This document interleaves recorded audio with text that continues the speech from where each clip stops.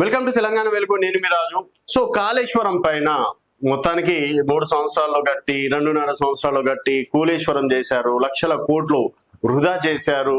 అసలు కేసీఆర్ ఏమైనా engineering చదివిండా?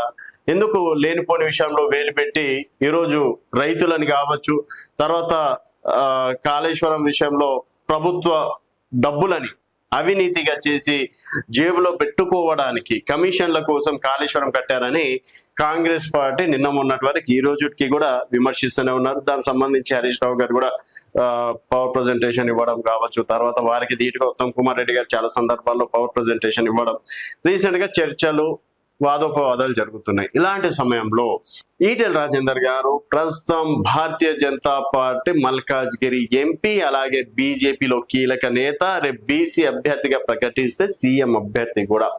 So బీజేపీలో ఉన్నటువంటి కీలక నేత ఈటెల రాజేందర్ గారు కేసీఆర్ కి, హరీష్ రావుకి కాళేశ్వరం ప్రాజెక్ట్ కు సపోర్ట్ చేస్తూ ఈరోజు మాట్లాడడం కొంతవరకు బీఆర్ఎస్ పార్టీకి ప్లస్ అవ్వచ్చు, కానీ బీజేపీ పార్టీకి కాస్త మైనస్ గా మారే అవకాశం ఉంది. ఎందుకంటే ఈరోజు రామచంద్రరావు గారు కావచ్చు, అలాగే రఘునందన్ రావు గారు కావచ్చు, కొంతమంది బీజేపీలో ఉన్నటువంటి ఎంపీలు, ఎమ్మెల్యేలు కాళేశ్వరం పైన వ్యతిరేకంగా మాట్లాడుతున్నారు. ఈటెల రాజేందర్ గారేమో కాళేశ్వరం అనేది రిపేర్లు చేస్తే బాగుపడతాయి, అది రైతులను దృష్టిలో పెట్టుకొని మేము చేసింది, ఆనాడు నేను కూడా ప్రభుత్వంలో ఉన్నా, సో నేను ఫస్ట్ ఉద్యమకారుణ్ణి, తెలంగాణ ప్రజలు నాకు ముఖ్యం, తర్వాత పార్టీలో ఏదైనా సరే నిజం ఉంటే నిజం ఒప్పుకోవాలి, అబద్ధం ఉంటే డెఫినెట్ గా విమర్శించాలి, దాంట్లో మాత్రం తప్పు లేదు అని చెప్పేసి ఈరోజు కేసీఆర్ కి సపోర్ట్ చేయడం ద్వారా ఈవెన్ సొంత కూతురు కవిత గారు కూడా అవినీతి కోసం కట్టినటువంటి కాళేశ్వరం, హరీష్ రావు అవినీతి చేశారు, అవినీతి ఆరోపణలు ఎదుర్కొనేటట్లు కేసీఆర్ గారి పరువు తీసేశారని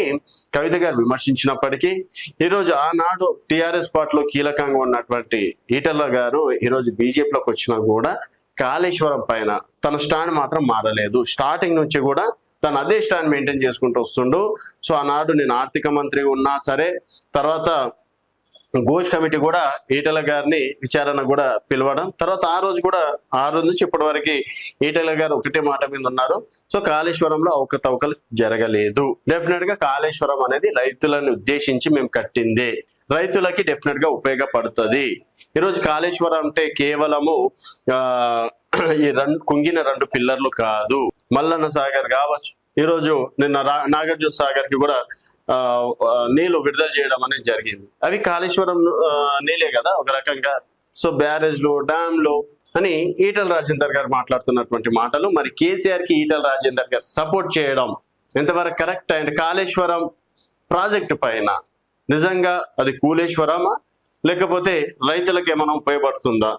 ఈరోజు ఎలాంటి కరువు వచ్చినా 2 సంవత్సరాల వరకు 2 సార్లు కరువు, 2 పంటల కరువు వచ్చినా కూడా తెలంగాణ రైతులకు మాత్రం ఎలాంటి ఆపద లేదు.